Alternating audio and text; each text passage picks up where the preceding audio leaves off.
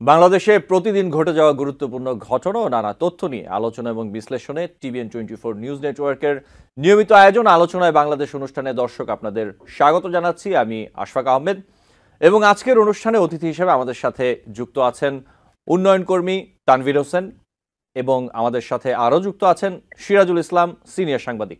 আপনাদের দুজনকেই স্বাগত জানাচ্ছি আলোচনায় বাংলাদেশ অনুষ্ঠানে। এবং আপনাদের সাথে আলোচনা শুরু করার আগে আমি কয়েকটি তথ্য একটু তুলে ধরবো এবং এই বিষয়গুলো নিয়েই এরপর আলোচনা করব আপনাদের সাথে। প্রথমে যে তথ্যটি আমি তুলে ধরতে চাই সেটি হচ্ছে আগামী 15 জানুয়ারির মধ্যে জুলাই ঘোষণাপত্র ঘোষণা করতে অন্তর্বর্তী সরকারের প্রতি দাবি জানিয়েছেন বৈষম্য বিরোধী ছাত্র আন্দোলন ও জাতীয় নাগরিক কমিটির নেতারা।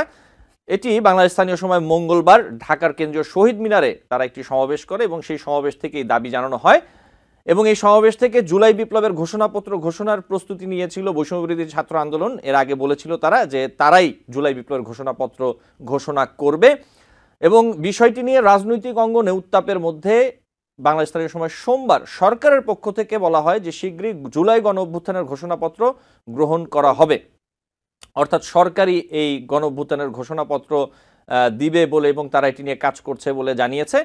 এবং এরপর বৈষম্য বিরোধী ছাত্র আন্দোলনের যে কর্মসূচি ছিল সেটি মার্চ ফর ইউনিটি, যা ঐক্যের জন্য যাত্রা, এই কর্মসূচি নিয়ে তারা আসলে পালন করে এবং সারা দেশের বিভিন্ন স্থান থেকে শহীদ মিনারে যুক্ত হন অথবা জড়িত হন তাদের সাথে বৈষম্য বিরোধী ছাত্র আন্দোলন ও জাতীয় নাগরিক কমিটির যারা নেতাকর্মী রয়েছেন।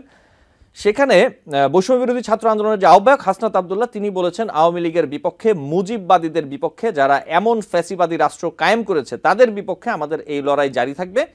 এবং বক্তব্যের শেষে তিনি বলেন যে আপনাদের সঙ্গে আবার দেখা হবে 15 জানুয়ারিতে আমাদের ঘোষণাপত্র নিয়ে। এরপর যে তথ্যটি আমি একটু তুলে ধরতে চাই তা হচ্ছে দীর্ঘ প্রায় 14 বছর পর প্রকাশ্যে বাংলাদেশ ইসলামী ছাত্র শিবিরের কেন্দ্রীয় সদস্য সম্মেলন হয়েছে। এটি সোহরাওয়ার্দী উদ্যানে সদস্য সম্মেলনের কার্যক্রম শুরু করা হয় এবং এতে দেশের বিভিন্ন স্থান থেকে ছাত্র শিবিরের সদস্য পর্যায়ের জনশক্তি সরাসরি অংশ নেন। বাংলাদেশ জামাত ইসলামীর আমির ডাক্তার শফিকুর রহমান বলেছেন 2006 সালের 28 অক্টোবরের কথা জাতি কখনো ভুলবে না। ফ্যাসিস্ট নেত্রী লগি বৈঠা নিয়ে হামলার নির্দেশ দিয়েছিলেন। আওয়ামী লীগ আমলে যতগুলো হত্যাকাণ্ড হয়েছে তার বিচার বাংলার মানুষ দেখতে চায়। এবং এরপর আরেকটি তথ্য হচ্ছে জাতীয় নাগরিক কমিটির যে মুখ্য সংগঠক সার্জিস আলম তিনি বলেছেন আমরা ঐক্যবদ্ধ থাকলে খুনি হাসিনা সহ যারা আসবে তাদেরকেই ঐক্যবদ্ধভাবে মোকাবেলা করা যাবে। বাংলাদেশ ইসলামী ছাত্র শিবির আয়োজিত যে সংবাদ সম্মেলনের কথা বলছিলাম, সদস্য সম্মেলনের কথা বলছিলাম, সেখানেই যোগ দিয়ে সার্জিস আলম এই কথা বলেছেন এবং তিনি আরও বলেছেন যে ছাত্র শিবিরকে আমরা 24-এ সহযোদ্ধা হিসেবে পেয়েছি, তাদেরকে আমরা প্রত্যক্ষ ও পরোক্ষভাবে পেয়েছি। রাজপথে থাকা, পরামর্শ দেয়া, গুরুত্বপূর্ণ পদক্ষেপে সহযোদ্ধার ভূমিকা রেখেছিল ছাত্র শিবির। আমরা আমাদের পক্ষ থেকে একটি কথা স্পষ্ট করে বলতে চাই, সত্য কখনো চাপা রাখা যায় না, সত্য প্রকাশিত হওয়া শুধু সময়ের অপেক্ষা। এবং সার্জিস আরও কিছু বিষয়ে কথা বলেছেন, আমি আরেকটি অংশ ছোট করে তুলে ধরি, তা হচ্ছে আমরা আমাদের জায়গা থেকে মনে করি ইসলামী ছাত্র শিবির সহ অনেক গুরুত্বপূর্ণ ব্যক্তি ছিল, সংগঠন ছিল, এই খুনি হাসিনা স্বাধীন দেশে বেঁচে থাকাটা যাদের জন্য দুঃসাধ্য করে রেখেছিলেন। এবং এবার একটু ভিন্ন প্রসঙ্গে যাই, সেটি হচ্ছে যে সংবিধান সংস্কার কমিশন সহ নির্বাচন, বিচার বিভাগ, দুদক, পুলিশ ও জনপ্রশাসন সংস্কার কমিশন, এই যে 6টি সংস্কার কমিশন, তাদের প্রতিবেদন জমা দেওয়ার কথা ছিল 31 ডিসেম্বরের মধ্যে, কিন্তু কথা থাকলেও এখনো পর্যন্ত কোনো কমিশন প্রতিবেদন জমা দেয়নি। এবং মন্ত্রিপরিষদ বিভাগ থেকে জানা গেছে যে কমিশনগুলো সময় বাড়িয়ে নিয়েছে। যেমন পুলিশ সংস্কার কমিশন 15 জানুয়ারি পর্যন্ত সময় বাড়িয়েছে। নির্বাচন সংস্কার কমিশন প্রধান বদিউল আলম মজুমদার বলেছেন যে 3 জানুয়ারিতে প্রতিবেদন জমা দেওয়া হবে। দুদক সংস্কার কমিশন প্রধান ইফতেখারুজ্জামান জানিয়েছেন 3 অক্টোবর সংস্কার কমিশন গঠন করা হলেও তারা কাজ শুরু করেছেন 7 অক্টোবর, তাই 7 জানুয়ারির মধ্যে তারা প্রতিবেদন জমা দেবেন। এবং সংবিধান সংস্কার কমিশন থেকে জানা গেছে আগামী 7 জানুয়ারি 6 সংস্কার কমিশন তাদের প্রতিবেদন জমা দেবে প্রধান উপদেষ্টার কাছে। এবং আরেকটি তথ্য আমি একটু সবশেষ ছোট করে তুলে ধরি, তা হচ্ছে যে সচিবালয়ে অগ্নিকাণ্ডের যে ঘটনা, এই ঘটনায় কোনো ধরনের নাশকতার প্রমাণ মিলেনি। বৈদ্যুতিক লুজ কানেকশনের কারণে অগ্নিকাণ্ডের সূত্রপাত হয়েছে বলে প্রাথমিকভাবে প্রতীয়মান হচ্ছে। অগ্নিকাণ্ডের ঘটনায় গঠিত উচ্চ পর্যায়ের তদন্ত কমিটির যে প্রাথমিক প্রতিবেদন সেখানে কথা বলা হচ্ছে। এটি মঙ্গলবার প্রাথমিক প্রতিবেদনটি জমা দিয়েছে তারা। এবং এক প্রেস ব্রিফিংয়ে তদন্ত কমিটির প্রধান ও স্বরাষ্ট্র মন্ত্রণালয়ের যে সিনিয়র সচিব নাসিমুল গনি তিনি এই তথ্য জানিয়েছেন। আমি এখন চলে যাব আমাদের দুই আলোচকের সাথে এই বিষয়গুলো নিয়ে কথা বলতে। আমি প্রথমে একটু আসি তানভীর হোসেন আপনার কাছে, আপনাকে দিয়ে শুরু করি। যে বিষয়টি, এই যে আগামী 15ই জানুয়ারির মধ্যে জুলাই ঘোষণাপত্র ঘোষণা করতে হবে, অন্তর্বর্তী সরকারের প্রতি যে দাবি জানিয়েছে বৈষম্য বিরোধী ছাত্র আন্দোলন এবং জাতীয় নাগরিক কমিটি, এই বিষয়ে আপনি কি বলবেন? 15 দিনের মধ্যে জুলাই ঘোষণাপত্র সরকারকে ঘোষণা করতে হবে। এবং এর আগে আমরা যেটা দেখেছি যে বৈষম্য বিরোধী ছাত্র আন্দোলন বলেছিল যে তারাই ঘোষণাপত্র ঘোষণা করবে জুলাই বিপ্লবের, এবং পরবর্তীতে তার সেই দিন সরকারের পক্ষ থেকে বলা হয়েছিল এটি একটি প্রাইভেট ইনিশিয়েটিভ।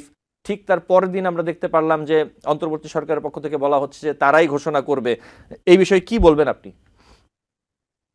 ধন্যবাদ। আলোচনায় বাংলাদেশ বছরের শেষ অনুষ্ঠানে টিবিএন এর সকল দর্শককে ধন্যবাদ। টিবিএন এর যারা কলাকৌশলী আছেন তাদের সবাইকে ধন্যবাদ। সো আপনি যে বিষয়টি নিয়ে আলোচনা করছেন সেটি তো গতকাল মাঝরাত পর্যন্ত অনেক বেশি আলোচনার একটা বিষয় ছিল। অনেক বেশি পরিবর্তন এবং অনেক বেশি চেঞ্জেস এর মধ্য দিয়ে আমরা দেখলাম যে সবাই গেছেন। সো বৈষম্য বিরোধী যারা আছেন তারা যখন প্রথমে ঘোষণা দিলেন যে একটা জুলাই তারা একটা প্রোক্লেমেশন অফ রেভলিউশন করবেন, তখনই আসলে চারদিকে এক ধরনের একটা হইচই পড়লো যে আসলে তারা কি বলতে চাচ্ছেন। তো তারা কয়েকটা বিষয় তাদের ঘোষণা দেওয়ার আগে তারা কয়েকটা বিষয় এনেছেন। এর মধ্যে একটা বড় বিষয় ছিল যে সংবিধান তারা বাতিল করতে চান, তারা একটা বিপ্লবী সিস্টেমের মধ্যে আসতে চান। এখন সংবিধান যদি বাতিল হয়, এই পুরো সিস্টেম কিন্তু বিপাকে পড়ে যায়। প্রথম বিপাকে কারা পড়ে? তাদের যে স্টেক হোল্ডার যারা আছে, বৈষম্য বিরোধী আন্দোলনে যারা স্টেক হোল্ডার আছেন, তারা সবাই বিপদে পড়ে। তাদের একটা জোর প্রচেষ্টা ছিল যে সরকারে, বিশেষ করে রাষ্ট্রপতিকে তারা যে অপসারণ করতে চান। রাষ্ট্রপতি যদি অপসারিত হয় তাহলে পুরো সিস্টেম আবার আরেক দফা যে বিপদে পড়ে। সো এখানে আমি যেটা বলবো যে এখানে আপনারা যেটা খেয়াল করবেন, এই পুরো ইনসিডেন্টের মধ্য দিয়ে, আমি একটা ইনসিডেন্ট বলতেছি এই কারণে যে তারা ব্যাপকভাবে প্রচার করেছিল তারা একটা ঘোষণা দিবে এবং মাঝরাতে সেটা তারা চেঞ্জ করলো। তারা বললো যে তারা আর ঘোষণা দিচ্ছে না। এটাতে একটা জিনিস প্রমাণ হচ্ছে যে দেশ আসলে চালাচ্ছে ডিপ স্টেট। বৈষম্য বিরোধী শক্তি বলতে আমরা যাদেরকে বুঝতেছি, তারা যে অন্য কারো দ্বারা নিয়ন্ত্রিত হচ্ছে সেটা কিন্তু এখন আর জনগণের বুঝতে আর কোনো দ্বিধা রইলো না। এই বিষয়টা ক্লিয়ার হলো যে তাদেরকে কেউ না কেউ নিয়ন্ত্রণ করছে, অথবা কোথাও না কোথাও একটা নেগোসিয়েশন হচ্ছে সরকারের সাথে, অথবা সরকারের সাথে সংশ্লিষ্ট অন্যান্য পক্ষগুলোর সাথে একটা নেগোসিয়েশন হচ্ছে। তো এই নেগোসিয়েশনটা একদিক থেকে ভালো হয়েছে। ভালো হয়েছে এ কারণে যে আমরা আসলে গত 5 মাসে অনেকগুলো জটিলতার মধ্য দিয়ে গেছি। আপনি যদি আইন আইন এবং শাসন ব্যবস্থার দিকে তাকান, প্রায় 1361টা মার্ডার হয়েছে, 255 মতো বা 355 মতো যে অপহরণ হয়েছে গত 5 মাসে। তো আইন শৃঙ্খলার এরকম পরিস্থিতির মধ্যে যদি রাষ্ট্র আবার একটা ঝুঁকিপূর্ণ জায়গায় চলে যায়, তাহলে সেটা নিশ্চয়ই অনাকাঙ্ক্ষিত একটা অবস্থা হবে। সুতরাং তারা আগামী 15 তারিখে কি ঘোষণা দিবেন সেটা তারা এখন 15 দিন সময় পেল। সেখানে সরকার এবং সরকারকে যারা নিয়ন্ত্রণ করছে, আমরা এর মধ্যে বিএনপিকে আমরা একটু ভিন্নভাবে বক্তব্য দিতে শুরু করেছে এমনটা দেখেছি। সুতরাং তারা তাদের পক্ষগুলোর মধ্যে এখন একটা আলোচনা করতে পারবে, এবং এই আলোচনাটা তারা আগে করলেই ভালো হতো। এই যে বারবার তারা হুচট খাচ্ছে মানে কি, যেহেতু সরকার তাদের নিয়ন্ত্রণে, এরকম ভাবে হুচট খেলে কিন্তু পুরো জাতি হুচট খায়। সো এই জায়গাটাতে আমার কাছে মনে হয় যে নতুন করে ঘোষণা দেওয়ার মতো, তারা তো তাদের কথা অনেকবারই বলেছে। এখন যেটা হচ্ছে যে আসলে নির্বাচন কবে হবে সেটা নিয়ে যখন আমরা পুরো জাতি একটু একটু করে এগুচ্ছে, ভাবনা চিন্তা এগুচ্ছে, তখনই তারা এরকম একটা পজিশন নিয়েছে। এটা আমার কাছে মনে হয় যে জাতির জন্য একটা অশনি সংকেত। এবং এটা আসলে কারা নিয়ন্ত্রণ করছে, কারা এই বিষয়টা দিয়ে তাদের কি মেসেজ দিতে দিতে চাচ্ছে, সেটা আমার কাছে মনে হয় খুবই ক্লিয়ার হওয়া দরকার। বাট আপাতত এটা না হওয়াতে পুরো রাজনীতির জন্য এবং জাতির জন্য ভালোই হলো বলে মনে করি আমি। জি, আপনাকে ধন্যবাদ তানভীর হোসেন। আমি আবারও আসবো আপনার কাছে। সিরাজুল ইসলাম, একই বিষয় আপনার কাছে একটু যেতে চাই। এই পুরো বিষয়টিতে আমি আর প্রশ্নটি আবারও করছি না আপনার কাছে, এই পুরো বিষয়টি নিয়ে আপনি কি বলতে চান? না, ধন্যবাদ আশফাক আপনাকে আজকের বছরের সর্বশেষ টক শোতে আমন্ত্রণ জানানোর জন্য। এবং আমি তানভীরের মতো একইভাবে টিভিএন এর দর্শক শ্রোতা সবাইকে, কলাকুশলী এর পরিচালনার দায়িত্বে যারা সবাইকে আমি আমার পক্ষ থেকে ধন্যবাদ জানাচ্ছি। পাশাপাশি আপনি যে বিষয় নিয়ে আলোচনা শুরু করেছেন, সেই বিষয়ে আমি বলি যে প্রশ্ন যদি এই তানভীর ভাই তো দীর্ঘ আলোচনা খুব উনি চমৎকার আলোচনা করেন। চমৎকার আলোচনার পরে যদি আরেকটু মানে এর আ ডান বাম আশপাশ আরো কিছু যদি জানতে চাইতেন তাহলে আলোচনা করতে ভালো হতো। তো তারপরেও আমি যা বলি সেটা হচ্ছে যে এই যে বৈষম্য বিরোধী ছাত্র আন্দোলনের পক্ষ থেকে যে আ জুলাই ঘোষণাপত্র ঘোষণা করার কথা ছিল এবং সেখান থেকে তারা সরে গেল। এই সরে যাওয়াটা একটা দিক দিয়ে একটা দিক দিয়ে আ ভালো হলো আমার কাছে মনে হচ্ছে যা, সেটা হচ্ছে যে আ যেটা আজকে আসতো হয়তো এটা ১৫ই জানুয়ারি যদি বা ১৫ দিন পরে যদি এটা করা হয়, তাহলে হয়তো আরো জুৎসই লাগসই হয়ে আরো কায়দা কানুন করে আসবে। যে ঘোষণা থেকে হয়তো আরো ভালো কিছু আরো গঠনমূলক কিছু পাওয়া যাবে। যদি জুলাই প্রক্লেমেশন যদি এই বিষয়টা যদি বড় কিছু হয়ে থাকে আমাদের রাষ্ট্র পরিবর্তনের ক্ষেত্রে যদি ইতিবাচক কোনো কিছু এনে থাকে, যেহেতু যারা আ আ এই যে ছাত্র বৈষম্য বিরোধী ছাত্র আন্দোলনের নেতৃত্ব দিয়েছে এবং তাদের ভূমিকার কারণে বাংলাদেশে একটা বিরাট পরিবর্তন হয়ে গেল। এই পরিবর্তনে তারা খুবই ওতপ্রোতভাবে জড়িত। অতএব তাদের যেকোনো পদক্ষেপ তাদের চিন্তাভাবনা একেবারেই কিন্তু দুর্বল, ফেলনা বা অযৌক্তিক এরকম কোনো ভাবার কোনো মনে হয় সুযোগ নেই।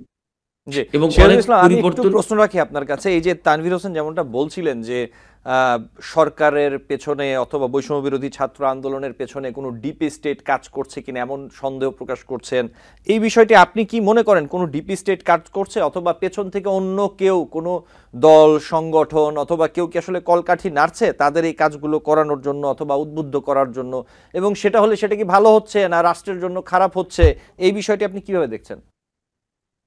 এই যে ডিপ স্টেট কাজ করছে কিনা পেছন থেকে কোনো দল, সংগঠন বা ব্যক্তি বা কোনো রাষ্ট্র তাদের পেছন থেকে কাজ করছে কিনা এটা বলা তো মুশকিল। কারণ কে কার দ্বারা নিয়ন্ত্রিত হয় সেটা তো একেবারে ভেতরের কথা, গভীরের কথা। কিন্তু আমরা বাইরে থেকে যা বুঝি সেটা হচ্ছে যে যেহেতু এই যে ছাত্র আন্দোলনের নেতা যারা সমন্বয়ক এদের অনেকেরই কিন্তু পলিটিক্যাল ব্যাকগ্রাউন্ড নেই বা কারোর আছে। তারপরেও তারা কিন্তু খুব সিনিয়র লেভেলের কেউ না। এবং রাষ্ট্র পরিচালনা বা দল পরিচালনা অনেক বেশি দক্ষ, যোগ্য, অনেক বেশি অভিজ্ঞতা সম্পন্ন এমনটা না। সেক্ষেত্রে তাদের পেছনে আ আ থাকতেই পারে। শুধু তাই না, যারা রাষ্ট্র পরিচালনা করে তাদেরও পেছনে তো কেউ থাকে। অর্থাৎ আ আ সেটা প্রকাশ্যে অপ্রকাশ্যে ২ রকম ভাবেই থাকে। যেমন প্রকাশ্যে থাকে কি? বিরোধী দলের পক্ষ থেকে ছায়া সরকার করা হতে পারে। এই ছায়া সরকার বেসিক্যালি তাদেরকে কিন্তু অনেক ক্ষেত্রে গাইডলাইন দেয়, করে, ডিকটেশন দেয় যে এইভাবে না এইভাবে, এইটা না এইটা, এইভাবে করতে হবে ইত্যাদি। এটা গেল প্রকাশ্যের কথা। আর অপ্রকাশ্য অর্থাৎ পেছন থেকে যারা, তারা তো ধরা-ছোঁয়ার বাইরে বা আড়ালে আবডালে থাকে অপ্রকাশ্য যেহেতু। সেক্ষেত্রে থাকতেই পারে। এবং আমি মনে করি না যে সেটা আ নেগেটিভ কোনো কিছু বা ক্ষতিকর কোনো কিছু। বরং আমি বলব যে যারা দেশের পরিবর্তন চায়, আমি যে পরিবর্তনটা ঘটেছে দেশে, এই পরিবর্তনটাকে আমি ব্যক্তিগতভাবে খুবই ইতিবাচক পরিবর্তন মনে করি। এটা কাঙ্ক্ষিত, প্রয়োজন ছিল। সেই প্রয়োজন এবং কাঙ্ক্ষিত এবং ইতিবাচক পরিবর্তন আমার দৃষ্টিতে যেহেতু, অতএব আমি বলব যে এই পরিবর্তনটাকে সামনে এগিয়ে নিয়ে যাওয়ার জন্য যেমন সরকার গঠিত হয়েছে, তেমনি কিন্তু এই যে বৈষম্য বিরোধী ছাত্র আন্দোলনের নেতারা বা বৈষম্য বিরোধী ছাত্র আন্দোলন তারাও কিন্তু কাজ করছে। সেক্ষেত্রে বৈষম্য বিরোধী ছাত্র আন্দোলনের এই নেতারা যেহেতু জুনিয়র, বয়সে কম বা অভিজ্ঞতা রাষ্ট্র পরিচালনা বা পলিটিক্স এর ভেতরের অনেক কিছু তারা হয়তো জানে না, বোঝে না। সেক্ষেত্রে পেছন থেকে যদি কেউ গাইডলাইন দেয় বা ডিক্টেট করে ওই যে ছায়া সরকারের মতো। ছায়া সরকার প্রকাশ্যে, অপ্রকাশ্যে পেছন থেকে যারা যদি এইরকম গাইডলাইন দেয়, ডিক্টেট করে, ডিক্টেশন দেয় এবং তাদেরকে এগিয়ে যাওয়ার জন্য বা পরামর্শ দিয়ে যে এই পরিবর্তন না, এই পরিবর্তন আনা দরকার, এই পরিবর্তন না, এই পরিবর্তন আনা দরকার। এরকম কোনো কিছু থাকে, আমি মনে করি না যে সেটা খারাপ কিছু। জি, আপনাকে ধন্যবাদ। আমি আপনার কাছেই আসবো আরেকটি প্রশ্ন নিয়ে। আমি একটু তানভীর হোসেনের কাছে যাই তাহলে বিষয়টি নিয়ে। তানভীর হোসেন, জাতীয় নাগরিক কমিটির যে মুখ্য সংগঠক সার্জিস আলম, তিনি বলেছেন যে ছাত্র শিবিরকে আমরা ২৪-এ সহযোদ্ধা হিসেবে পেয়েছি, তাদেরকে আমরা প্রত্যক্ষ পরোক্ষভাবে পেয়েছি। পরামর্শ দিয়েছে, গুরুত্বপূর্ণ পদক্ষেপে সহযোগী ভূমিকা রেখেছে, নানান কথা এখানে এসেছে। এখন বিষয়টি হচ্ছে যে এখানে আমরা দেখেছি যে গণ আন্দোলনের সময় বিভিন্ন রাজনৈতিক দলের অংশগ্রহণ অথবা অরাজনৈতিক সংগঠন, সাধারণ মানুষ অনেকেরই অংশগ্রহণ ছিল, কিন্তু এই বিষয়গুলো নিয়ে নানা সময় প্রশ্ন উঠতে আমরা দেখেছি। যখন দেখেছি বিভিন্ন বিশ্ববিদ্যালয়ে ছাত্র শিবিরের কর্মী অথবা তারা ছাত্র শিবিরের সংগঠনের সাথে যুক্ত, এগুলো নিয়ে প্রশ্ন উঠেছে। সার্জিস আলমের এই বক্তব্যটি আপনি কিভাবে দেখছেন? এবং আরেকটি বিষয় আমি একটু বলি, আমরা বিগত সময় যেটা দেখেছি যে সার্জিস আলম তিনি ছাত্রলীগের সাথে যুক্ত ছিলেন, যেটা আমরা দেখেছি, এবং এখন তার যে অবস্থান দেখতে পাচ্ছি, এই বিষয়টি আপনি কিভাবে দেখছেন তানভীর হোসেন?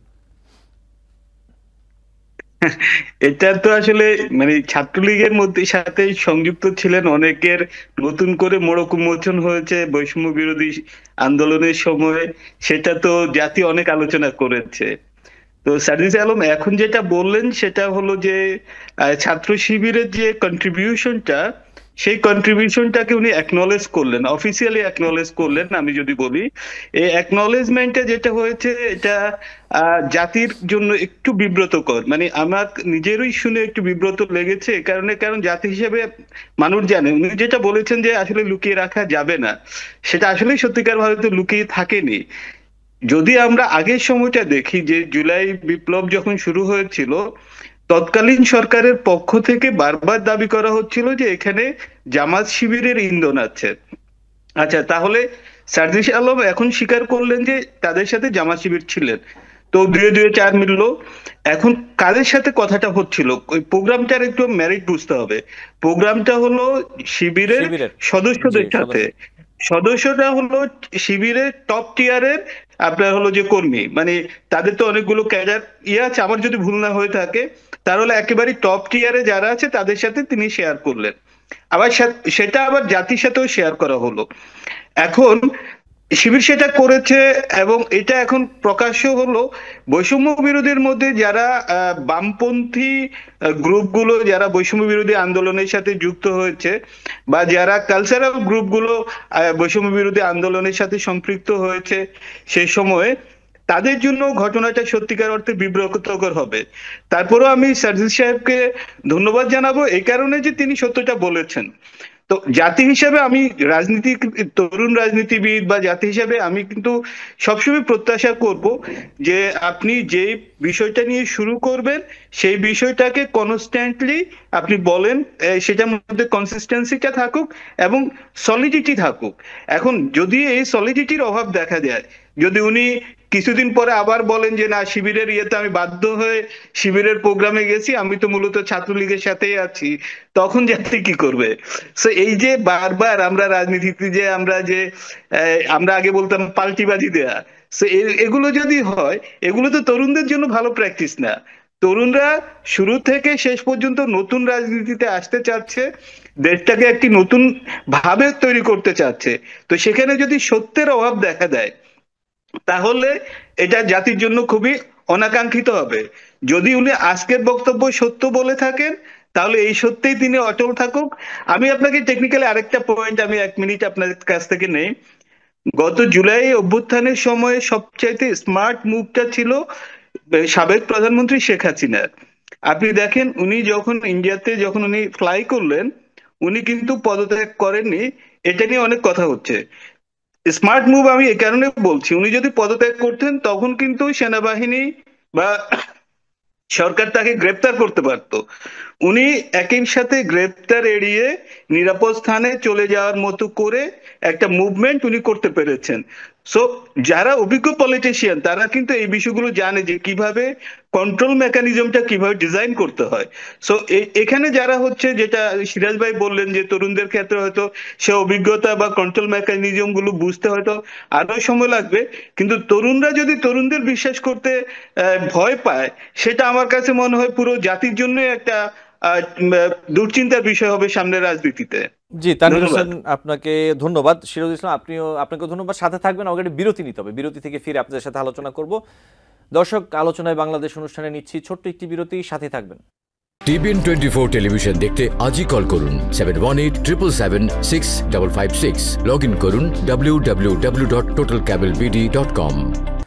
দর্শক, আলোচনায় বাংলাদেশ অনুষ্ঠানে আপনাদের আবারও স্বাগত জানাচ্ছি। আমাদের সাথে আছেন দুজন অতিথি। আমি সরাসরি প্রশ্নে চলে যাব। সিরাজুল ইসলাম, আমি একটু আপনার কাছেই আসি একই বিষয় নিয়ে। আমি একটু ছোট করে আবার একটু বলি, যেটা হচ্ছে যে সার্জিস আলম, জাতীয় নাগরিক কমিটির যে মুখ্য সংগঠক, যেমনটা বলছিলাম, বিরতির পর আমাদের সাথে যারা দর্শক যুক্ত হয়েছেন তারা জিনিসটা প্রশ্নটা তাহলে জানতে পারবে। তিনি বলেছেন যে ছাত্র শিবিরকে আমরা 24-এর সহযোদ্ধা হিসেবে পেয়েছি, তাদেরকে আমরা প্রত্যক্ষ পরোক্ষভাবে পেয়েছি, রাজপথে থাকা, পরামর্শ দেওয়া, গুরুত্বপূর্ণ পদক্ষেপ, সহযোদ্ধার ভূমিকা, এই ধরনের কথা তিনি বলেছেন। বিষয়টা এখানে প্রশ্নটা হচ্ছে যে ছাত্র শিবির অথবা জামায়াত অথবা বিএনপি অথবা অন্যান্য রাজনৈতিক দল, বিভিন্ন রাজনৈতিক দল গণ আন্দোলনের সময় মাঠে ছিল বিগত সরকারের বিরুদ্ধে। সেই ক্ষেত্রে ছাত্র শিবির বিএনপি থাকলে অথবা সিপিবি থাকলে অথবা অন্য কোনো রাজনৈতিক দলের যারা নেতাকর্মী ছিল অথবা সংগঠনের সাথে যুক্ত ছিল তাদের নিয়ে কথা হয় না, কিন্তু ছাত্র শিবিরের সংশ্লিষ্টতা নিয়ে আসলে এত আলোচনা হচ্ছে অথবা হয় বিভিন্ন সময়। এই বিষয়টি আপনি কিভাবে দেখেন সিরাজুল ইসলাম? ধন্যবাদ। খুবই গুরুত্বপূর্ণ প্রশ্ন এবং আমি মনে করি যে এটা পরিষ্কার হওয়া দরকার। আ এই যে বৈষম্য বিরোধী ছাত্র আন্দোলন হলো, এর ভিতর দিয়ে আমাদের কাছে যে প্রত্যাশা তুলে ধরা হয়েছে বা যে পরিবর্তনের কথা বলা হয়েছে বা যে পরিবর্তন আনতে চাওয়া হয়েছে, তো সেই পরিবর্তনগুলো কিন্তু শুধুমাত্র ২-১টা ক্ষেত্রে না, মোটামুটি দেশের প্রায় সব জায়গায় সব ধরনের পরিবর্তন আনা প্রয়োজন। ঠিক একইভাবে এই যে রাজনৈতিক অঙ্গনে জামাত, শিবির ইত্যাদি, ইত্যাদি এদেরকে অনেকটা নিষিদ্ধ সংগঠন, ধরাছোঁয়ার বাইরের সংগঠন বলে অ্যা দীর্ঘদিন ধরে একটা অবস্থা পরিবেশ তৈরি করে রাখা হয়েছিল। আ জামাতের বিরুদ্ধে যুদ্ধ অপরাধের মামলা ছিল বা অভিযোগ ছিল, তাদের অনেক নেতাকে আ মা ট্রাইব্যুনালে বিচার করে তাদেরকে ফাঁসি দেওয়া হয়েছে। সেই বিচারের রায়, সেই বিচার, সেই বিচারের সিস্টেম, টোটাল প্রসেস কতটুকু ঠিক বেঠিক ছিল সে আলোচনা ভিন্ন। কিন্তু একটা পর্যায়ে শেষ হয়েছে। তারপরে আ আ জামায়াতকে নিষিদ্ধ করা হয়েছে। আ ছাত্র শিবিরকে স্বভাবত ওইভাবে নিষিদ্ধ করা হয়নি। কিন্তু একটা বিষয় হচ্ছে কি যে এই পরিবর্তনগুলোই তো হইল। এই যে জুলাই আন্দোলন বা ৫ই আগস্টের যে আ উম গণজাগরণ বা গণ অভ্যুত্থান বা গণবিপ্লব যাই বলি না কেন। এর মাধ্যমে যে বিষয়টা পরিষ্কার হয়েছে বা যে বিষয়টা প্রতিষ্ঠিত করা উচিত বা করার চেষ্টা করা হয়েছে অনেকগুলোর ভিতরে, সেটা হচ্ছে যে এই যে শিবির বললে তার সাথে মেশা যাবে না। তাহলে তো সেই বৈষম্য থেকেই গেল। অর্থাৎ ছাত্র শিবিরের যতক্ষণ পর্যন্ত না নিষিদ্ধ সংগঠন না হচ্ছে, যতক্ষণ পর্যন্ত শিবির বাংলাদেশের নিষিদ্ধ সংগঠন না হচ্ছে, ততক্ষণ পর্যন্ত তাকে এড়িয়ে চলার তো কোনো মানে হয় না। বাস্তবতা তো ভিন্ন। ছাত্র শিবির এই বাংলাদেশে আমি যতদূর জানি বুঝি, আমরা তো অনেক বেশি আগে ইউনিভার্সিটি লাইফ শেষ করিনি। ২০০০ কত ১৯৯৭ সালে বের হলাম। আমরা এখনো দেখতে পাই, সব স্মৃতি তো চোখের সামনে।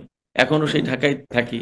ইউনিভার্সিটির কাজ দিয়ে আসতে পাশতে সেই অঙ্গনেও মাঝে, মাঝে যাওয়া হয়। দেখি বুঝি এবং যেহেতু সাংবাদিকতা করি সেই কারণে রাজনীতির ভেতরের বাইরের খবরগুলো কম বেশি রাখতে হয়। সেই জায়গা থেকে বলি যে বাংলাদেশে যে কয়টা বড় ছাত্র সংগঠন আছে, ডেফিনিটলি তার ভেতরে ছাত্র শিবির একটা। এবং ছাত্র শিবির যেহেতু বাস্তবতা বাংলাদেশে, এই যে বিভাজনের রাজনীতি থেকে ঊর্ধ্বে উঠে, বিভাজনের রাজনীতির ঊর্ধ্বে উঠে তো বাংলাদেশের রাজনীতির প্র্যাকটিসটা হওয়া দরকার। এবং আমি ওর সাথে যাব না, ও ওর সাথে যাবে না, ও ওর সাথে গেল কেন, আমি তার সাথে যাব না। এই যে বিভাজন, এই যে দূরত্বটা তৈরি, অর্থাৎ সমাজের ভিতরে যে একটা এই বিভাজনের নামে অস্থিতিশীলতা, এর এর থেকেও জাতি মুক্তি পেতে চায় বলে আমি মনে করি এবং এর অবসান ঘটানো দরকার। দরকার এই কারণে যে আমাদের বাংলাদেশ আজ ৫৩-৫৪ বছর স্বাধীন হলো। আজ এত বছর পরেও কিন্তু আমরা জাতি হিসেবে খুব শক্তিশালীভাবে দাঁড়াতে পারিনি। না অর্থনৈতিকভাবে, না রাজনৈতিকভাবে, না আমাদের সামাজিক কোনো কাঠামো, সাংস্কৃতিক কোনো অবস্থা তৈরি হয়েছে যেখান থেকে আমরা খুব গর্ব করে বলতে পারি যে আমরা এই জায়গায় এত শক্তিশালী হয়েছি এবং এত কিছু অর্জন আছে আমাদের। এইরকম কোনো কিছু হয়নি। এমনকি আজকে এত বছর পরে এসে আমাদের সংস্কৃতিতে আমাদের নিজস্বতার পরিবর্তে অনেক বেশি মিক্সিংটাই বেশি। এখন এই তো সামাজিক যোগাযোগের মাধ্যমের যুগে আপনি আমি কথা বলতে গেলেই বা সাংস্কৃতিক যে অঙ্গনটা, সে অঙ্গনের লোকজনের কথা বলতে গেলে তারা এমনকি ফেসবুকে স্ট্যাটাস দিতে গেলে বাংলা চেয়ে হিন্দিই বলে বেশি। সিরাজুল ইসলাম, আশ্চর্য ব্যাপার। আমি একটু প্রশ্ন এরকম রাখি ভাবে আপনার কাছে। জি, আমি একটু যোগ করি, একটি প্রশ্ন আপনার কাছে যোগ করি যে এই যে আজকে যে ছাত্র শিবিরের কেন্দ্রীয় সদস্য সম্মেলন হয়েছে, সেখানে জামায়াত ইসলামের আমির ডক্টর শফিকুর রহমান বলেছেন যে আওয়ামী লীগ আমলে যতগুলো হত্যাকাণ্ড হয়েছে তার বিচার বাংলার মানুষ দেখতে চায়, এটি একটি বিষয়। আরেকটি বিষয় হলো, কদিন আগে জামায়াতের আমির তিনি বলেছেন যে বাংলাদেশে পরীক্ষিত মাত্র দুইটি গ্রুপ রয়েছে অথবা সংগঠন রয়েছে, যেটি তিনি বলেছেন যে একটি হলো পরীক্ষিত দেশপ্রেমিক, একটি হচ্ছে সেনাবাহিনী, আর একটি হচ্ছে জামায়াত ইসলামী। এই ব্যাপারে আপনি কি বলবেন সিরাজুল ইসলাম? এই ব্যাপারে আমি যেটা বলবো সেটা হচ্ছে যে জামাতের আমিরের যে প্রথম বক্তব্যটা যেটা বললেন যে আওয়ামী লীগের আমলে যত হত্যাকাণ্ড হয়েছে তার বিচার হওয়া উচিত, ডেফিনেটলি আমিও তো তাই মনে করি, বা এটা সবাই চাইবে। কারণ হত্যাকাণ্ড যেটা, সেটা তো অপরাধ। সে যেই করুক, আওয়ামী লীগের আমলে হোক, বিএনপির আমলে হোক, অথবা এই সরকারের আমলে হোক, অথবা অন্য কোনো সরকারের আমলে হোক, যত হত্যাকাণ্ড সবগুলো তো অপরাধ। সেই অপরাধের বিচার তো অবশ্যই হওয়া উচিত, এবং তার জন্য ডেফিনেটলি একদম আইনি প্রক্রিয়ার মাধ্যমে স্বচ্ছ প্রক্রিয়ায় সেই বিচারটা হওয়া উচিত, যাতে সেখানেও আবার এমন কোনো অবস্থা তৈরি না হয় যে তো আবার আর এক গ্রুপকে এসে বলতে হয় যে ওইটা হত্যাকাণ্ড ছিল, সেই হত্যাকাণ্ডের আবার বিচার দাবি করা হবে বা বিচার করা উচিত। এটা হওয়া উচিত না। কিন্তু যত হত্যাকাণ্ড বলতেই হত্যাকাণ্ড অপরাধ সেটা। জি, অতএব অপরাধের বিচার হওয়া উচিত। আর যেটা বললেন যে আপনি যে যে দুটো শক্তি আছে, জামাত ইসলামী এবং আহ, সেনাবাহিনী, না, এই কথার সাথে আমি পুরোপুরি পরীক্ষিত একমত হতে পারি। দেশপ্রেমিক তিনি বলেছেন। হ্যাঁ, পরীক্ষিত পরীক্ষিত দেশপ্রেমিক, জি, পরীক্ষিত দেশপ্রেমিক জামাত ইসলামী এবং সেনাবাহিনী যদি হয়, তাহলে বাকি দেশের নাগরিকরা কি দেশপ্রেমিক না? আমরা কি আমি তো জামাত ইসলাম করি না, বা আমি সেনাবাহিনীর সদস্য না, আমি একজন সংবাদকর্মী, তাই বলে কি আমার দেশপ্রেম নেই আমার ভেতরে? এবং আমি কি দেশকে ওন করি না? এমনকি দেশের রাজনীতি কি ওন করি না? সেনাবাহিনী কি আমি ওন করি না? ওন করি তো। অতএব উনি উনার অঙ্গন থেকে এটা রাজনৈতিক বক্তব্য, উনি উনার ভাষায় বলেছেন, উনি উনার মতো করে বলেছেন। কিন্তু আমি ব্যক্তিগতভাবে একদম টু দ্য পয়েন্টে এই দুটো জায়গায় আমি একমত না, ঠিক এইভাবে না। জামায়াত ইসলামী এবং সেনাবাহিনী বাদেও বাংলাদেশে আরো দেশপ্রেমিক শক্তি আছে, দেশপ্রেমিক মানুষ আছে, আমরা সবাই দেশকে ভালোবাসি, আমরা সবাই দেশপ্রেমিক। জি সিরাজুল এর ইসলাম। ভিতরে যদি কেউ ভিন্ন আমার জায়গায় যায় একটা সেটা ভিন্ন কথা। অপিনিয়ন আছে।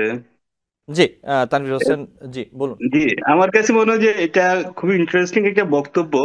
এই বক্তব্যটাকে সিরিয়াসলি দেখতে হবে। এটা আমার কাছে মনে হয় একটা গ্রহিত একটা বক্তব্য, এটাকে আমি গ্রহণ করতে পারছি না। বাংলাদেশ সেনাবাহিনী হলো একটা রাষ্ট্রীয় নিয়ন্ত্রিত একটা রাষ্ট্রীয় সংগঠন। রাষ্ট্রের যারা হলো সর্বোচ্চ নিরাপত্তা সংগঠন, নিরাপত্তা প্রতিষ্ঠান, এবং প্রাতিষ্ঠানিকভাবে এটা কিন্তু রাজনৈতিক দল না। আমি যখন বলবো যে পরীক্ষিত দেশপ্রেমিক শক্তি, আমরা সেনাবাহিনীকে পেশাদার সেনাবাহিনী হিসেবে তৈরি করেছি। সেই সেনাবাহিনী শুধু বাংলাদেশে না, বিশ্বের অন্যান্য দেশেও শান্তিরক্ষা মিশনে কাজ করছে, এবং সেটা তাদের একটা গৌরব আছে। তারা দেশের জন্য অনেক গৌরবের একটা অনেকগুলো কাজ তারা করেছে, অর্জনও রয়েছে অনেকখানি। কিন্তু এই যে সেনাবাহিনীকে আপনি বক্তব্যের মধ্যে, রাজনৈতিক বক্তব্যের মধ্যে নিয়ে আসলেন, এর মধ্যে আপনি প্রমাণ করতে চাচ্ছেন যে সেনাবাহিনীর আপনার প্রভাব বা সেনাবাহিনীর সাথে আপনার সম্পর্ক, এই যে সেনাবাহিনীকে রাজনীতির মধ্যে নিয়ে আসা, রাজনৈতিক বক্তব্যের মধ্যে নিয়ে আসা, এটা আমার মনে হয় যে এটা রাজনীতিবিদদের এই এই জায়গাগুলোতে প্রতিবাদ করা উচিত। রাজনীতিবিদদের এই যে সূক্ষ্ম সূক্ষ্ম বিষয়গুলো ইনজেক্ট করা হয় সোসাইটির মধ্যে, এগুলোকে আমরা বলি যে হঠকারী জিনিসপত্র। কারণ হলো যে আপনি যদি বলেন যে জামাত এবং বিএনপি হলো যে সবচাইতে বেশি দেশপ্রেমিক, সেটা আমার কাছে খুব স্বাভাবিক মনে হবে। একজন রাজনীতিবিদ সে আরেকজন রাজনীতি তার সমর্থক শক্তি নিয়ে সে কথা বলবে, কিন্তু আপনি কেন একটা রাষ্ট্রীয় প্রতিষ্ঠান নিয়ে আপনি বক্তব্যের মধ্যে নিয়ে আসবেন, এটার কোনো মানে আমি বুঝি না। এবং ইদানিং এই ধরনের বক্তব্য তারা অনেক বেশি দেওয়ার চেষ্টা করছে। তারা এটা এক ধরনের লেভারেজ নেওয়ার চেষ্টা করছে রাজনীতিতে, যে সেনাবাহিনীতে তাদের নিয়ন্ত্রণ আছে কিংবা সেনাবাহিনীর সাথে তাদের একটা সুসম্পর্ক আছে, এটা তারা মার্কেটে এই ধরনের বক্তব্য দিয়ে নিজেদেরকে এস্টাবলিশ করার চেষ্টা করছে। আমি মনে করি রাজনীতিতে এগুলো অশনি সংকেত। জি, তানভীর হোসেন, আপনাকে ধন্যবাদ। সিরাজুল ইসলাম, আবারও একটু আপনার কাছে এসে যে বিষয়টি নিয়ে, যে সার্বিক পরিস্থিতি আমরা যা দেখতে পাচ্ছি, জুলাই ঘোষণাপত্র অথবা দেশে যে রাজনৈতিক পরিস্থিতি বিরাজ করছে, বিএনপির ভূমিকা আসলে আপনি কিভাবে দেখছেন? বিএনপির অবস্থান আপনি কোথায় দেখছেন? বিএনপির অবস্থানটা আসলে বিএনপির জায়গায় আছে, কথা বলবো। কিন্তু যদি বলি যে তাদের রাজনৈতিক অবস্থাটা ডেফিনেটলি জুলাই বিপ্লবের পক্ষে বা জুলাই আগস্টে যে পরিবর্তন হয়েছে, যে আওয়ামী লীগের পতন ঘটেছে বা আওয়ামী লীগ সরকার থেকে বিদায় নিয়েছে, প্রধানমন্ত্রী শেখ হাসিনা দেশ থেকে চলে গেছেন, এবং এখন যে পরিবর্তন হয়েছে সেই পরিবর্তনকে তো ওন করে এই বিএনপি, এবং এই ছাত্র আন্দোলনের সাথে তাদেরও সম্পৃক্ততা ছিল, আছে। এবং পরবর্তীতে প্রথমে তো বৈষম্য বিরোধী ছাত্র আন্দোলন ছিল, পরে তো ছাত্র জনতার আন্দোলনে পরিণত হল, এবং সেই ছাত্র জনতার ভেতরে তো বিএনপি এবং বিএনপির ছাত্র দল, ছাত্র সংগঠন, ছাত্র দল, তাদের তো সম্পৃক্ততা ছিল। ফলে এই যে বর্তমানে যে প্রচলিত রাজনীতি, প্রচলিত ধারা, প্রচলিত অবস্থান বা বিরাজিত যে পরিবেশ, পরিস্থিতি, এর সাথে বিএনপি রয়েছে। কিন্তু বিএনপি আমি একটু ধরুন পরিষ্কার যে, করে দিই সিরাজুল ইসলাম, হ্যাঁ, বিভিন্ন জায়গায় প্রশ্ন উঠছে যে 5ই আগস্ট বিগত সরকার পতনের পরে, শেখ হাসিনা সরকার পতনের পরে অনেকেই ধারণা করছিল দেশের সাধারণ মানুষ থেকে শুরু করে বিভিন্ন নেতাকর্মী যারা রয়েছেন বিএনপির, তারা একটা ধরে নিয়েছিলেন নির্বাচন হবে এবং নির্বাচন হলে হয়তোবা তারা যেহেতু দেশের অন্যতম বৃহত্তম রাজনৈতিক দল, তারা খুব সহজেই অথবা একটি সুষ্ঠু ভোট হলে ভালোভাবেই তারা হয়তোবা ক্ষমতায় আসবেন। কিন্তু এখন সাধারণ মানুষের মুখে আমরা রাস্তাঘাটে নানা রকম আলোচনা শুনছি, অথবা বিএনপির নেতাকর্মীরাও নানা রকম সংশয়, অথবা অন্তর্বর্তীকালীন সরকারের বিভিন্ন সিদ্ধান্ত পদক্ষেপ নিয়ে তারা আসলে খুব বেশি সন্তুষ্টি প্রকাশ করছেন না। ঠিক একই জায়গায় বলি, এই যে জুলাইয়ের ঘোষণাপত্রের যে বিষয়টি, আমাদের এই আলোচনায় বাংলাদেশ অনুষ্ঠানে আপনারা যেমন বিভিন্ন অতিথি আসে, আপনারা জানেন, আমি বিএনপির নেতাদের সাথেও কথা বলে দেখেছি, তারা আসলে এই বিষয়টি খুব ভালোভাবে নিচ্ছেন না, এবং এই যে সংবিধান বাতিল অথবা নতুন সংবিধান, এই বিষয়গুলো তারা খুব একটি ভালোভাবে নিচ্ছেন না। তো এই জায়গা থেকে আপনার কি মনে হয়? অনেকে বলছেন যে বিএনপি একটু কোণঠাসা হয়ে আছে, বিএনপি যেন কোণঠাসা হয়ে গেছে, বিষয়টা কি এরকম মনে হচ্ছে আপনার কাছে সিরাজুল ইসলাম? বিএনপি কোণঠাসা হয়েছে বলে আমার কাছে মনে হয় না। বরং আমার কাছে মনে হয় সেটা হচ্ছে যে অনেকগুলো কাজ যা বিএনপি করতে গেলে ঝামেলায় পড়বে বিএনপি। আচ্ছা, এটা আমার কাছে বাইরের থেকে আমার পর্যবেক্ষণ, যে সেই কাজগুলো হয়তো আ আ তারা এই সময় করিয়ে নিচ্ছে কাউকে না কাউকে দিয়ে। বাট আ মা তারা দায় এড়ানোর চেষ্টা করছে বা দায় থেকে দূরে থাকছে। তাদের দায়-দায়িত্ব থাকবে না। এটা বিএনপির একটা কৌশল হতে পারে আমার কাছে মনে হয়। এবং আ রাজনীতির ভেতরে রাজনীতি থাকে, রাজনীতির পিছনে রাজনীতি থাকে। আপনি জানেন। সেই জায়গায় সেই রাজনীতিই আমার কাছে মনে হচ্ছে যে বিএনপি এই মুহূর্তে মেইনটেইন করছে। জি, আপনাকে ধন্যবাদ সিরাজুল ইসলাম। তানভীর হোসেন, একই বিষয়ে আপনি কি বলবেন, বিএনপির অবস্থান? আমার মনে হয় বিএনপির মন ভালো নেই। বিএনপির অবস্থাটা হলো যে সখী কেমনে বদিব হিয়া, আমারই বধূয়া আনবাড়ি যায় আমারই আঙ্গিনা দিয়া। সো বিএনপির আমার কাছে মনে হয় এরকম একটা অবস্থা। বিএনপি এর মধ্যে যে যে বক্তব্যগুলো বিএনপির পক্ষ থেকে এসেছে, সেগুলো কিন্তু অনেক বেশি ম্যাচিউরড এবং অনেক বেশি দেশের সংবিধান এবং রাজনীতির পক্ষে তাদের অবস্থান এসেছে এবং বক্তব্যগুলো এসেছে। আমার কাছে মনে হয় যেটা বিএনপি এখন যে যে কথাগুলো বলছে, বিশেষ করে 1971 সালের মুক্তিযুদ্ধ এবং স্বাধীনতার পক্ষে তারা নিজেদের অবস্থানগুলোকে তারা তুলে ধরার চেষ্টা করছে। এবং এটা আপনাকে মনে রাখতে হবে যে যদি 1971 সাল যদি আমরা বিনাশ করে দিতে চাই, বৈষম্য বিরোধীরা যেভাবে বিনাশ করতে চায়, তাহলে কিন্তু বিএনপির অস্তিত্ব বিনাশ হয়ে যায়। সো বিএনপির কাছে একদিকে কিছু শঙ্কা রয়েছে তাদের রাজনৈতিক ভবিষ্যতের জন্য, আবার একদিকে তাদের কিছু অপরচুনিটি রয়েছে। তারা অপরচুনিটি গুলো খুব ভালো ক্যাশ করতে পারছে তা আমার কাছে মনে হয়নি তাদের। কিন্তু তারা যেটা করেছে, ফ্ল্যাগ রেইজ করেছে অনেকগুলো জায়গাতে, এবং যেগুলো ফ্ল্যাগ রেইজ করার কারণে আমরা দেখেছি যে অনেকগুলো পজিটিভ টার্ন হয়েছে, অনেকগুলো জায়গাতে বিএনপি সম্পর্কে একটা ভালো অবস্থান মানুষের মধ্যে যাচ্ছে। বিএনপি মূলত একটা নির্বাচনমুখী রাজনীতি দল হওয়ার জন্যই চেষ্টা করছে, এবং যদি নির্বাচন না হয় তাহলে আমার কাছে মনে হয় যে বিএনপির জন্য সবচেয়ে বেশি হতাশার হবে। আমাদের মনে রাখতে হবে আজকে 31শে ডিসেম্বর তারেক জিয়া দেশে ফিরতে পারেননি, খালেদা জিয়া বিদেশে চিকিৎসা করতে যেতে পারেননি। তার মানে এই এই যে এগুলো কিন্তু আপনাকে ইন্ডিকেটর হিসেবে দেখতে হবে যে বিএনপি গত 5 মাসে এরকম একটা পরিস্থিতির মধ্যে রাজনৈতিক বন্দোবস্ত, নতুন শব্দ আমরা ইম্পোর্ট করেছি, এরকম কোন রাজনৈতিক বন্দোবস্ততে তারা আসতে পারেনি যেখানে তারেক জিয়া নির্বিঘ্নে বাংলাদেশে ফিরবে এবং খালেদা জিয়া নিশ্চিন্ত মনে বাংলাদেশ থেকে চিকিৎসা করতে যাবে। তো আমার কাছে মনে হয় যে এই জায়গাটাতে বিএনপি চেষ্টা করে যাচ্ছে এটা খুব ক্লিয়ার যে জামাত আপার হ্যান্ড নিয়েছে। এখন জামাতের সাথে এই নেগোসিয়েশনটা বিএনপি কতটা করতে পারবে সেটা আসলে দেখার বিষয়। জি, আপনাকে ধন্যবাদ। সিরাজুল ইসলাম, আপনার কাছে আসি, আমার হাতে সময় কম, হয়তো বা 4 মিনিটের মতো আছে, খুব ছোট করে যদি 1-1.5 মিনিট সময় একটু বলেন যে এই যে সচিবালয় অগ্নিকাণ্ডের ঘটনা, এটিতে কোনো ধরনের নাশকতার প্রমাণ মিলেনি, বৈদ্যুতিক লুজ কানেকশনের কারণে অগ্নিকাণ্ডের সূত্রপাত হয়েছে এমনটাই বলছে তদন্ত কমিটি, তাদের যে প্রাথমিক প্রতিবেদন তাই বলা হচ্ছে, এবং এর সিসিটিভি ক্যামেরা একটি বের হয়েছে বিভিন্ন গণমাধ্যমে, নিশ্চয়ই আপনারা এর মধ্যে দেখেছেন। এই ব্যাপারে আপনার কি মনে হচ্ছে সিরাজুল ইসলাম, যদি একটু বলতেন।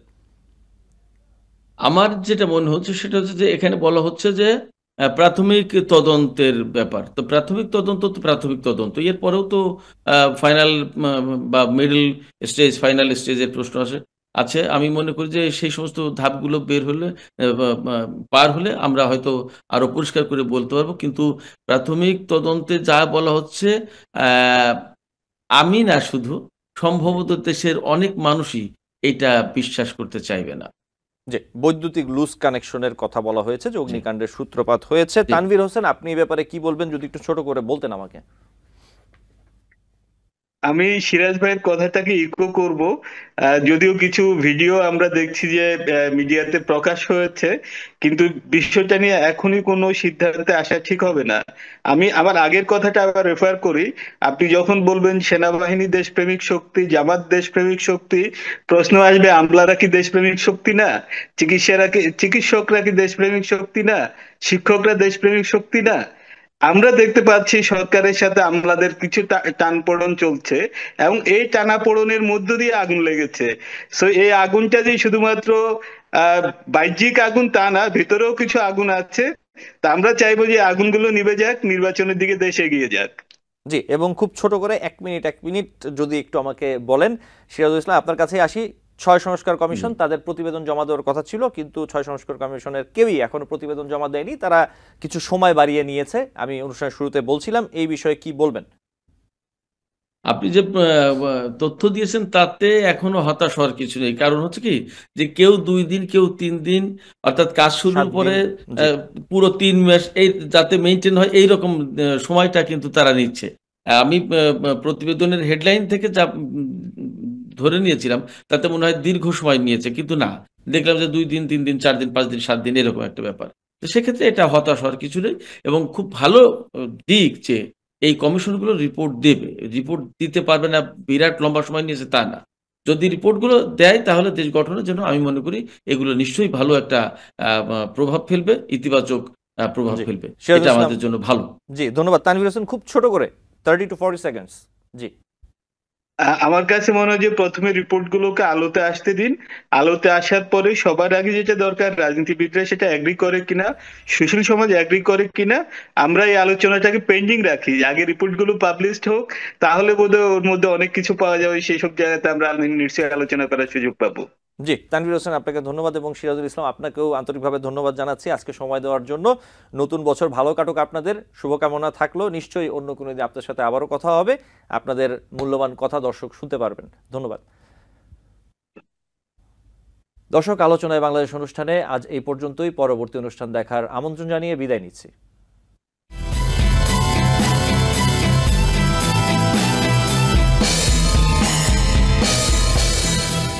টিভিএন 24 টেলিভিশন দেখতে আজই কল করুন 7187776556। লগ ইন করুন www.totalcablebd.com।